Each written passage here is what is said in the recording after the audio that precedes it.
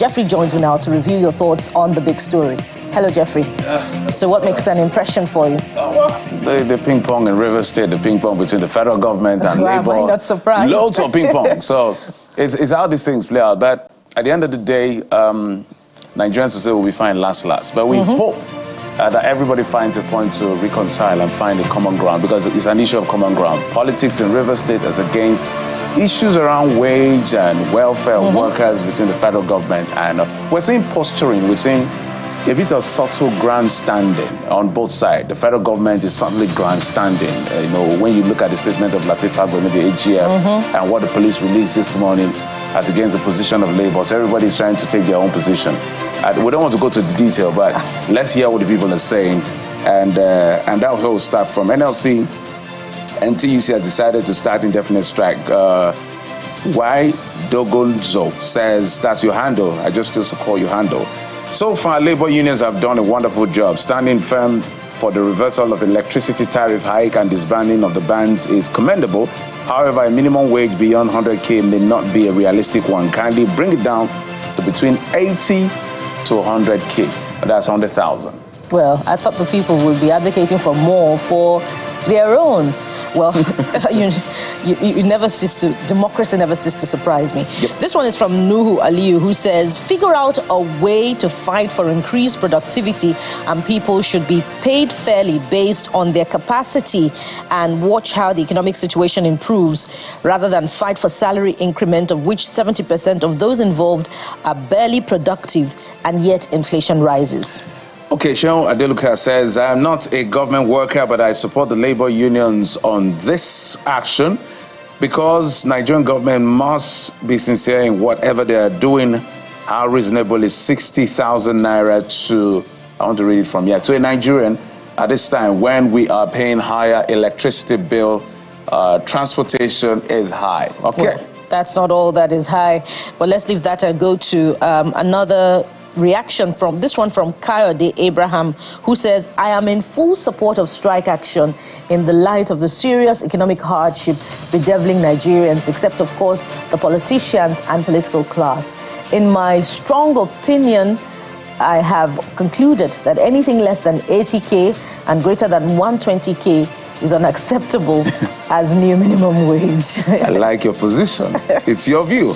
Mayor Mbise says, this minimum wage saga has dragged for so long, yet nothing is happening. But the national anthem reversal was presented and passed into law almost immediately. This shows how, he says, on both labor unions and the federal government. Again, it's unreasonable to demand 500,000 naira. And it pretty much supports your point about grandstanding. There's a contradiction in even some of what Labour is saying about how they had reached an agreement initially, but that something happened, and then they had to call it all off. So if they reach an agreement, why are we back to square one? What was the agreement that was reached? Was it higher than 60,000 naira, which is what we know right now? So many questions to ask. But this last one on this talking point is from Liz Tuti, who says, Labour has taken a major step on minimum wage by embarking on a nationwide strike. Please, this time around, let the strike hold for days or weeks, for this is critical and important. Failure to go on with the strike shows Labour has no stand. So it's an indefinite strike they're declaring. There's no time limit to it. Of course, one of the grounds of Labour against the federal government is the fact that we came together with a proposal. We broke it down as to how we arrived at a certain amount. How did you break yours to 60,000? And federal government now is making a case as to the law and the legality or otherwise. The IGP of police is saying, based on the pronouncement of the federal government, let's abide by the rule of law and all of that. Well, let's see how the plays out. But there's another one you're talking about. Tinubu Shetima spent 8.64 billion on travel expenses in 3 months. Those are the things you're talking about. Oluke says traveling is part of governance and flying private jets are not moi. That's not easy. It comes with a package. Well, is that justification?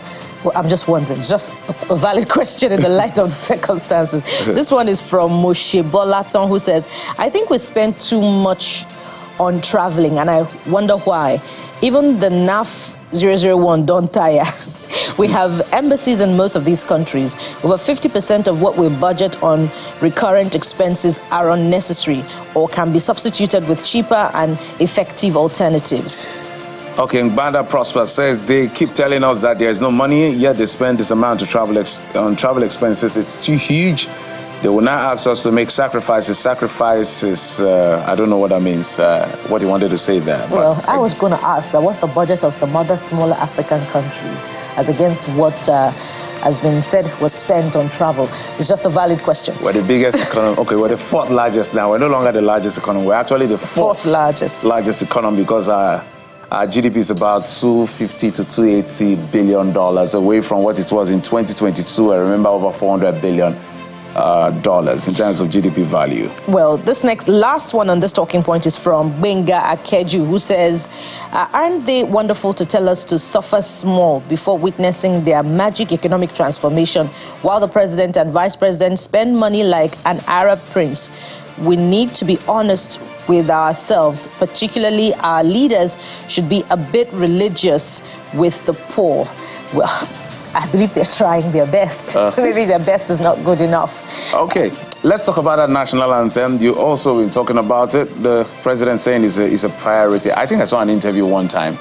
You know when these things happen, we saw an interview popping up that I say if he has his way, we'll change it. Dr. Aminu Yusuf says, you need to change the following economic policies before changing the anthem.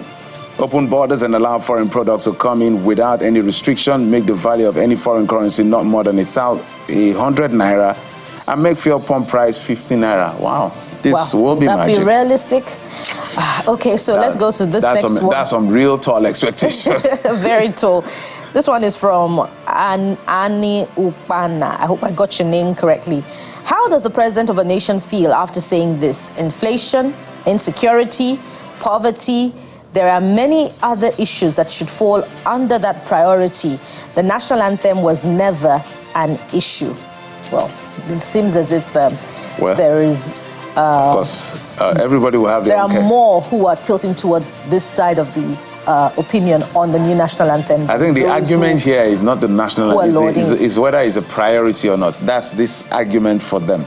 And Ojobo says, so upon all the problems, it's been long I heard that kind of English, of insecurity, hunger, economic doom, no, not economic doom, by the way, and all facing Nigeria under your watch, what could come to your mind as a priority is a change of national anthem, which has no effect on our problem as Nigerians.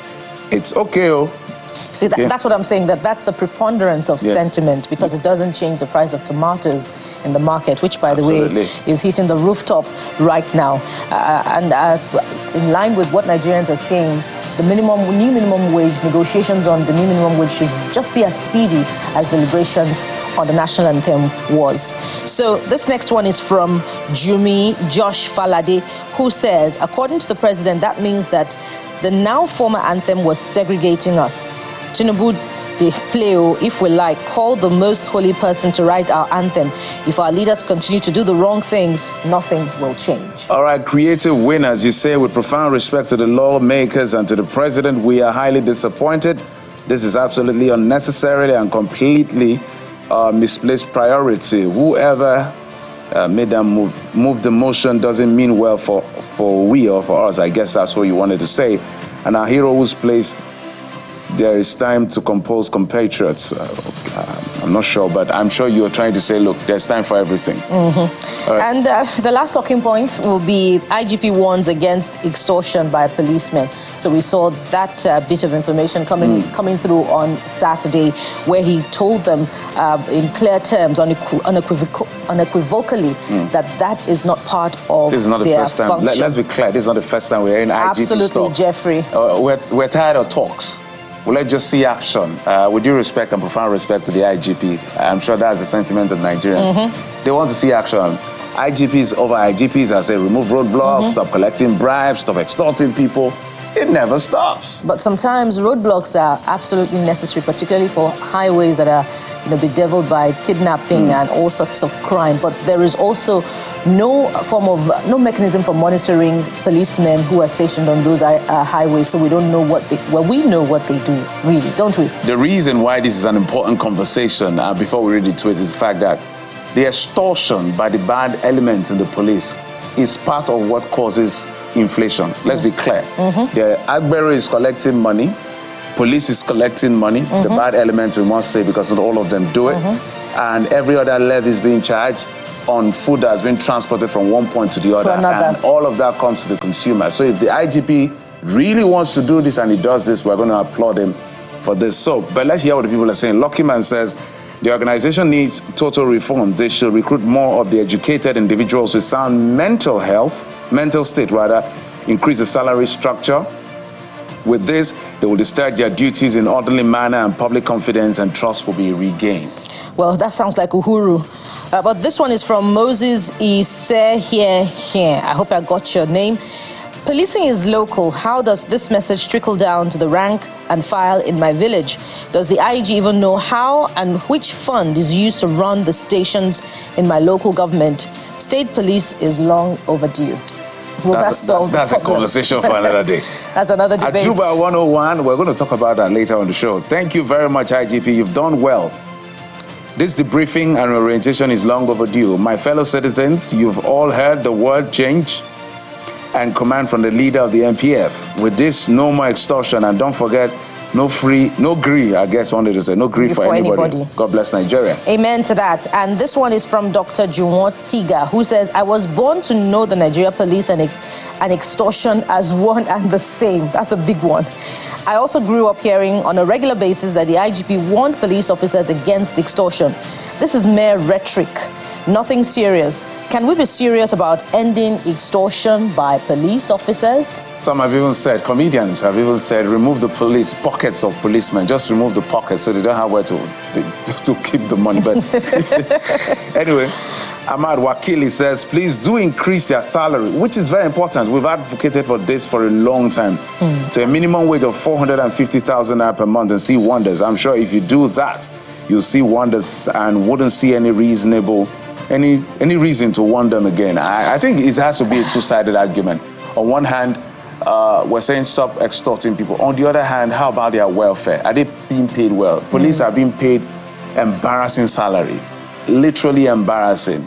If you go close to some of them and ask questions, we've had some of them on the show who have disclosed to us how much a policeman, the lower ranks and the middle and even up to the higher level collect. These are men who you arm with guns to protect the lives of citizens and property of citizens, and then you're paying them abysmally. It's unacceptable by any standard. Well, we hear you, Hamad Wakili, but reform, I believe, should be a decision, a personal decision of the individual, such that whether or not there's the temptation to decide to be an honest person. We are who we are, really, when no one is watching, not necessarily when we are being induced or incentivized not to be one that pilfers. Well, we hear you, we hear all of your thoughts, and your thoughts are valid. We're going to continue the conversation on a myriad of issues as we begin the program after this time out. Stay with us, we'll be right back.